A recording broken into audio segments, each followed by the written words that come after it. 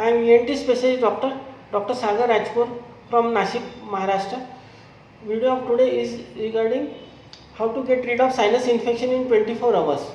Yes, of course, if your sinus infection is only since 1 or 2 days and you are suffering from just for the first time you are suffering from it, then you follow up our instructions and within 1 or 2 days you will become totally okay. Within 24 hours you can be totally okay. There is nothing big thing in that. But you only imagine, if suppose there is any patient who is suffering from sinus problem since the last 5 years and he has got the cold problem for 5 days in a week or 3 days in a week, he gets okay with medicines, and then again the same problem comes after 15 days and remains for 5 days, and this thing is happening since the last 5 years.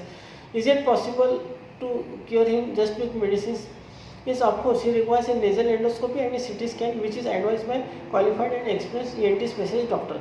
Once the patient goes there, first a nasal endoscopy is done and then a CT scan, PNS is advised.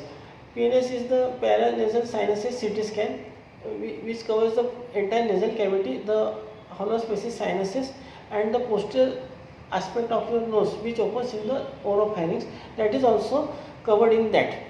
Okay, suppose if any patient is having blockage of this maxillary sinuses, these are hollow spaces which drain in the lateral wall of the nose.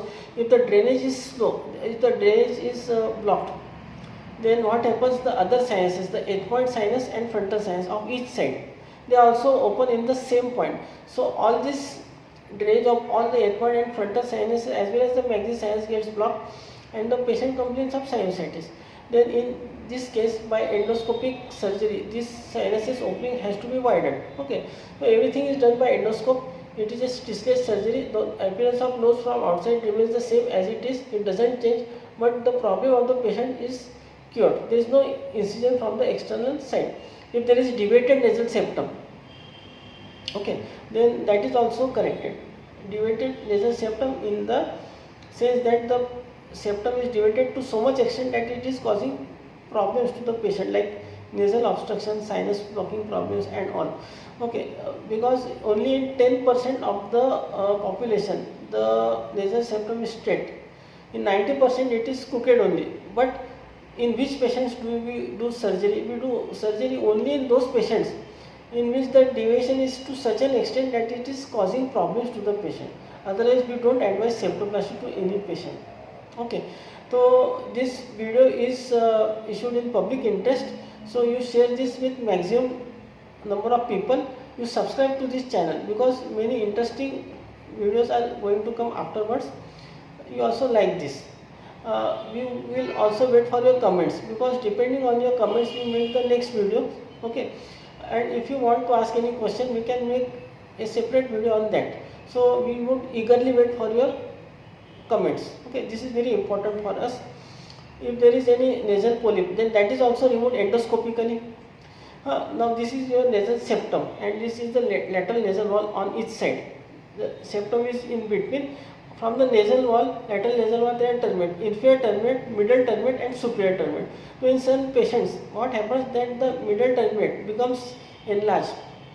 That is not good for the health of patient. We call it concapulosa. Then by surgery we trim it, we reduce the dimensions.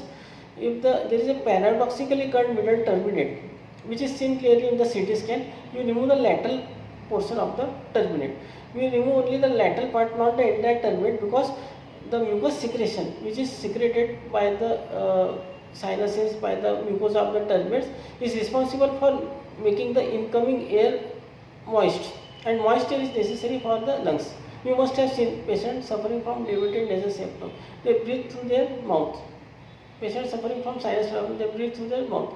Is it natural way of breathing? No. From the nose, if the air is entering inside, there are hairs at the entry. They block the dust. Okay, so this is a natural filter, and the mucous secretion inside makes the incoming air moist.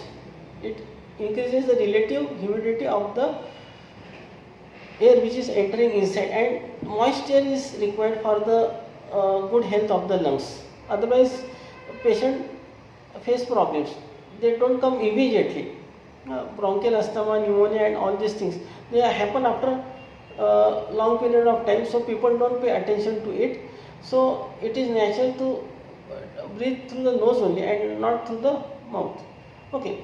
Suppose on the CT scan only allergic finding is seen, nothing is seen, deviated septum is not there, sinus problem is not there, then we advise only medicines and restrictions. We don't advise surgery without any reason. So first you should consult your ENT specialist doctor. If any patient requires consulting from us, online consulting or actual visit to our clinic, you can go through the clinic address which is given in our description. You can take appointment and meet us. Personally meeting in our clinic is always better. We also do online consultation, there is no problem, but if you come personally it is always much better. Going through this video is not just sufficient at all. It is necessary to click on the link given in the description, so that you can know the subject in detail. In the last video we had mentioned that some people directly go to Google and they treat themselves as if they are doctors. Now you only imagine if someone does like this. Okay, is it necessary for someone to spend 4.5 years for doing MBBS or 3 years for doing specialization? There is some thing involved in it. So you should not do the things by yourself. You can land up in problems. Okay, without any reason, don't take any things, any medicines which are advised by people who are not doctors. Don't keep on doing like this. Okay, sinus surgery is not successful, septoplasty surgery is not successful. These are the misconceptions in the minds of people. Okay, if you are going to qualified people, experienced ENT surgeons, your surgery will be successful. There is no doubt regarding it. Okay, if you don't take surgery, then if you are suffering from sinusitis and don't take any treatment at all, that is what I say, then you can end up in problems. After a long duration, the nasal infection trickles into the throat and goes into the lungs